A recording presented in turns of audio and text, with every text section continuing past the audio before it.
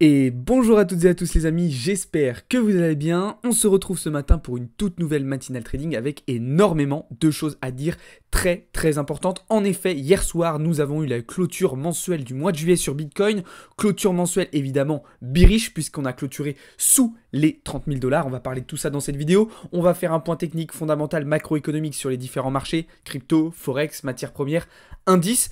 On va évidemment voir le calendrier un petit peu macroéconomique de la semaine et on reviendra sur les premières positions qui ont été prises chez Blockchain Capital sur ce début de semaine qui commence merveilleusement bien, franchement. Le mois de juillet, c'est bien terminé et le mois d'août commence sur les chapeaux de roue, donc c'est absolument génial. Juste avant de commencer, comme d'habitude, je vous invite à vous abonner si ce n'est pas déjà fait, à liker un maximum cette vidéo. N'hésitez pas aussi, si vous le souhaitez, à poser vos questions dans les commentaires et bien évidemment à rejoindre le serveur Discord, le lien est dans la description. Allez, c'est parti, on passe tout de suite à l'écran et on va regarder directement ce qui se passe. Donc comme je vous le disais à l'instant, un marché crypto dans le rouge pour le moment, clôture mensuelle sous les 30 000 $ sur Bitcoin et on est même passé sous les 29 000 $ comme vous le voyez actuellement à l'écran. Une grosse majorité du marché crypto est donc dans le rouge à l'exception de quelques altcoins comme le BNB, OKB ou encore XMR. Globalement, on a un marché qui est quand même bien baissier. Du côté de l'indice Fear Grid, pas trop de changements pour le moment, on reste dans un niveau de confiance relativement modéré avec un indice à 53 aujourd'hui. Et du côté des ratios long-short, alors là par contre on a de nouveau des longs qui sont en majorité sur le marché, tout simplement le prix est descendu, on est venu retracer, donc on a du repositionnement à l'achat. D'accord? Du côté de l'order book, alors là, pas de surprise, forcément, c'est plutôt des zones au nord qui vont nous intéresser désormais avec un potentiel retour vers les 29 400 $. De toute façon, ça se confirme lorsqu'on regarde les maps de liquidation. Hein. Là, on est très clairement venu chercher cette grosse zone où on avait des gros effets de levier qui étaient sur ces niveaux de prix. Et donc, potentiellement, on pourrait se diriger vers les 29 600 $. Mais on va voir que c'est un petit peu plus compliqué que ça, on va le voir juste après. Du côté de l'open interest, ça monte encore pas mal, ok, donc je m'attends potentiellement à une semaine assez volatile, assez mouvementée sur Bitcoin. Alors évidemment, tout est relatif dans une moindre mesure dans le contexte actuel de range, mais on devrait avoir un petit peu plus de mouvement. Les funding rates qui sont pour le moment toujours dans le vert. Par contre, du côté des CVD spots, ça a bien vendu. Hein. Depuis hier soir, on est clairement sur du comportement vendeur de la part des spots. Vous me direz, c'est pas si étonnant que ça, mais ça pourrait alimenter une accélération du prix baissière et donc du panic sell. Et c'est d'ailleurs le sujet dont je voulais vous parler, car certes, oui, on peut avoir les yeux rivés vers les 29 600 $ en se disant que c'est cette zone qu'on va avoir besoin de récupérer, tout simplement, mais on peut se dire aussi qu'on pourrait assister à une accélération du prix baissière, étant donné qu'on a cassé un certain nombre de supports assez importants, et qu'on manque clairement de volume, d'intensité et de force dans le marché pour avoir une réaction haussière digne de ce nom. Alors je pense que la journée d'aujourd'hui pourrait nous apporter un certain nombre de réponses, et la semaine plus globalement. En tout cas, on est sur des niveaux très importants pour le moment, sur des niveaux décisifs pour Bitcoin. Soit on a une réaction assez rapide et on repart en direction des 29 600, des 30 300 et pourquoi pas vers les 31 000 $ pour venir chercher de la liquidité, ou bien on est tout simplement rejeté sur le niveau des 29 000 $, ce qui correspondrait en fait à un pullback pour aller chercher une continuation baissière en direction des 27, puis des 25, puis potentiellement des 20 000 $. Pour comprendre un petit peu tout ça, je vous invite à venir voir les précédentes vidéos que j'ai pu vous faire sur la chaîne YouTube où je vous explique un petit peu mes différents scénarios à moyen terme, un peu plus en détail. En tout cas, pour ceux qui étaient présents hier matin lors de la matinale trading, je vous avais dit de toute façon, voilà, j'ai un biais baissier pour ce début de semaine, ça s'est totalement validé sur Bitcoin et ça nous a donc permis de réaliser des performances très intéressantes sur le marché crypto. Déjà, dans un premier temps, on va se concentrer sur cette partie-là. En effet, sur Ethereum, ça nous a permis de valider ce très beau trade qui avait été pris la semaine dernière, d'accord? Alors, on est quasiment venu chercher le TP final, mais en réalité, voilà, on a clôturé l'intégralité de la position, on a préféré jouer la sécurité. Donc là, ça nous a permis de prendre un trade avec un RR, enfin de finaliser le trade avec plus 2,76 R, donc quasiment plus 3 R, très belle prise de position sur Ethereum. Pour les heures à venir, je m'attends potentiellement à un nouveau swap baissier pour venir récupérer les plus bas et en fait venir chercher celui-ci qui n'a Ah si, il a été pris, pardon. Je n'avais pas vu tout à l'heure. Mais bref, je m'attends quand même à un nouveau swap de ses précédents plus bas avant potentiellement une réaction haussière en direction des 1880 $. Attention, là aussi, ça dépendra ce que va faire Bitcoin. Si on est rejeté sur les 29 000 sur Bitcoin, on aura potentiellement tout simplement une continuation baissière d'Ether vers les 1760 ou même potentiellement sous les 1700 dollar. En tout cas, très belle prise de position sur Ether cette semaine. Pour les scénarios sur le link, les scénarios sont annulés pour le moment. On a mis totalement en stand-by nos différentes prises de position qu'on avait imaginées ces derniers jours. Pas du tout de réaction sur les supports attendus de côté du link. Donc pour le moment, les positions qui sont mises de côté, on envisagera potentiellement un repositionnement un petit peu plus bas au cours de la journée en fonction de la situation. Sur le comp, pour la position qui a été prise hier soir, on a bien fait de TP lorsqu'on est venu chercher dans la première FVG. Pour ceux qui étaient présents sur le live de hier soir, on s'était positionné à l'achat sur le comp et je vous avais dit ok, on va jouer la sécurité, on va TP directement dans cette FVG, on va remonter le SLABE et on a bien fait puisque du coup on a eu un retournement dans les heures qui ont suivi. Donc ça nous a permis de prendre un petit peu de profit, trade qui d'ailleurs avait été pris sur le compte du challenge. Sur le trade sur OP cette fois-ci, alors là très belle prise de position que je vous avais partagé hier matin dans le serveur Discord. On est arrivé quasiment à la moitié du trade, ce qui nous a permis de prendre 50% de profit puisqu'on est revenu tester ici le MSS et de remonter notre stop loss au prix d'entrée. Donc là aussi une très belle prise de position. Sur le DYDX, position qui a été prise hier soir pour les membres du copy trading, donc qui font partie du service VIP, très belle prise de position ici avec un superbe trade avec un RR de 3,48. C'est un trade qu'on vous avait aussi partagé dans le serveur Discord pour ceux qui étaient présent. Du côté de Solana, désormais un petit peu de frustration puisque du coup on n'est pas venu chercher les prix d'entrée qu'on avait identifiés la semaine dernière. Malheureusement le trade est désormais parti sans nous. Tant pis, ça fait partie du jeu, ça fait partie du trading. En tout cas on a suivi le plan, on a respecté la stratégie.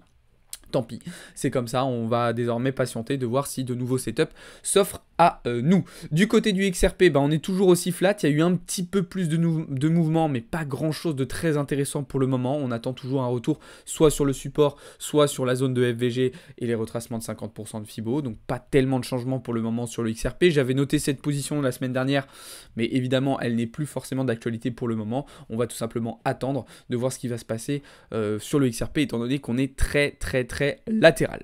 Du côté du Litecoin, on va s'attarder un petit peu plus à ce sujet-là, puisque vous le savez, on va avoir le halving du Litecoin qui va intervenir demain. Théo vous en a déjà parlé beaucoup hier, d'accord, le Litecoin qui est dans une situation très particulière.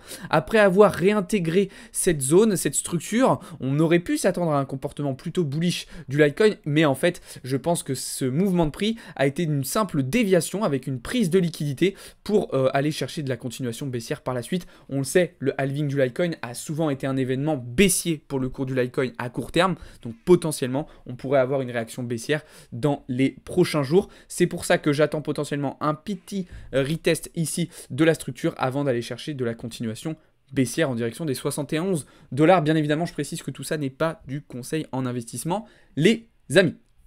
Donc voilà, et enfin pour terminer sur le INJ, là aussi position qui a été mise en stand-by pour le moment au vu de la situation, comme le link, donc on verra si on se repositionne plus tard ou pas, mais voilà un petit peu la situation sur le marché crypto. Pour le moment, donc pas mal de prises de position déjà sur ce début de semaine, une semaine qui commence donc très bien. De toute façon, je vous partagerai les résultats tout au long justement de la semaine. Et désormais, on va pouvoir se tourner du côté des marchés financiers traditionnels, puisque là aussi, il y a beaucoup de choses à dire et on va tout de suite aller voir ce qui se passe du côté du dollar. En effet, l'indice devise dollar qui enfin, ça y est, a réintégré sa structure des 102 points, qui a totalement cassé ce niveau de résistance avec un retest, et on devrait donc potentiellement se diriger désormais vers les 103,4 points. Rappelez-vous, il y a 2 semaines, je vous avais annoncé le retournement sur le dollar avec ce magnifique pattern qui s'était mis en place et donc qui nous avait permis ensuite de prendre un certain nombre de positions sur les marchés financiers traditionnels. On va y revenir juste après, mais du coup, comportement plutôt bullish sur le dollar. Alors attention, il faudra rester attentif tout au long de la semaine, sur les différentes hard data macroéconomiques, notamment qu'on aura du côté américain. Ça commencera déjà cet après-midi avec l'indice PMI manufacturier de l'ISM ainsi que les rapports JOLTS sur les nouvelles offres d'emploi. Mais bien évidemment, il y aura d'autres résultats qui seront très importants à suivre tout au long de la semaine, ainsi que des earnings d'entreprises comme Apple, Amazon ou encore PayPal. On en a déjà parlé. Donc, ce comportement bullish du dollar va nous permettre d'aller chercher de la continuation sur les prises de position qu'on avait déjà pu effectuer lors des 2 dernières semaines, d'accord? Donc je pense par exemple à l'euro USD, sur lesquels on avait pris un premier short et sur lequel on s'est repositionné du coup sur ce début de semaine. Même chose sur le GBP USD où on avait pris un superbe trade ici et sur lequel on compte se repositionner. Sur l'USD JPY, on est re-rentré dans le trade. En fait, on a renforcé notre position sur le retest ici, alors qu'on était déjà rentré plus bas dans cette position. Donc là aussi, régalade totale. Et alors, attendez, c'est pas ça le plus beau. Il y a aussi le GBP AUD, sur lequel on s'était positionné ici. Malheureusement, sur la deuxième entrée, le prix d'entrée n'a pas été touché. Je vais vous faire un petit point sur les trades que je vous ai partagés hier soir. Ok, pour ceux qui étaient dans le live hier soir sur le serveur Discord, je vais vous faire un petit topo des différentes prises de position que je vous ai envoyées. NZD, USD, TP partiel, SLABE, position sécurisée et gagnante. Ensuite, on a eu, je reprends parce que je les ai notés en même temps pour pas toutes les oublier, on a eu aussi Euro, NZD. Ok, let's go. Position à l'achat, pareil. Prise de TP partiel ce matin, SL, ABE. Ok, on est bon. Ensuite, on a eu donc GBP AUD que je viens de vous montrer, sur lequel du coup le prix d'entrée n'a pas été touché. Euro USD, GBP USD, on vous les a montrés. Et ensuite, il y a eu aussi l'USD CAD. USD CAD, boum, tous les TP explosés, position qui a été prise hier soir. 4R, let's go, c'est parti. Tout ça, ça vous a été partagé dans le serveur Discord, les amis. Toutes ces positions, je les ai sous les yeux. Alors là, je ne peux pas vous le montrer parce qu'il faudrait que je décale toutes mes caméras. Mais sur le serveur Discord, toutes ces positions-là vous ont été partagées. Donc d'ailleurs, pour ceux qui font partie du service VIP, je vous l'ai dit tout à l'heure, mais n'hésitez pas à TP partiel toutes vos positions et remonter vos SLABE sur ce qu'on a pris sur le début de semaine. Et tout ça, c'est notamment dû à notre scénario sur le dollar qu'on a très bien compris, qu'on a très bien appréhendé et sur lequel du coup on a pris un certain nombre de décisions. Donc là, du côté du marché Forex, franchement ça se passe très bien. Je ne parle même pas des positions que mon collègue Mathéo dans le département trading vous a partagées qui elles aussi ont été très rentables. Du fait de ce comportement haussier du dollar, on va donc aussi pouvoir aller chercher de la continuation baissière du côté de l'or, d'accord, qui pourrait potentiellement se diriger vers son support des 1940 points, voire même plus bas, puisqu'on pourrait envisager à moyen terme un retour vers les 1900 points si on a vraiment une grosse continuation haussière sur le dollar. J'y reviendrai après, mais c'est quelque chose qui est tout à fait envisageable. Du côté du US Oil, on est toujours en observation et en attente d'un potentiel retournement. Je vous rappelle qu'on est pile poil dans notre zone de vente entre les 80 et les 83 $. Donc pour le moment, pas encore de positionnement. On voit que le pétrole américain reste très bullish. D'ailleurs, ce qui va commencer à poser des problèmes d'un point de vue de l'inflation aux États-Unis, puisqu'une telle hausse des matières premières et notamment du pétrole va avoir bien évidemment des conséquences économiques. Vous vous en doutez bien. On termine désormais avec les marchés américains, les indices boursiers américains qui, eux, pour le moment, restent extrêmement bullish. On a fait une nouvelle journée haussière. Mince, j'ai bougé ma position. On a fait une nouvelle journée haussière hier sur le S&P 500, US 30, donc Dow Jones et Nasdaq qui restent aussi bullish pour le moment.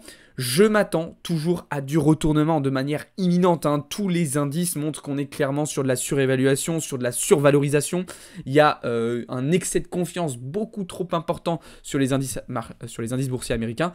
Mais malgré cela, eh bien, on garde un comportement bullish pour le moment. Donc on va rester en observation et on va attendre des confirmations de pivot, des confirmations de retournement pour se positionner en short. Évidemment, du coup, on va rester attentif à toutes les datas macroéconomiques de la semaine et aux différents résultats d'entreprise dont je vous parlais tout à l'heure.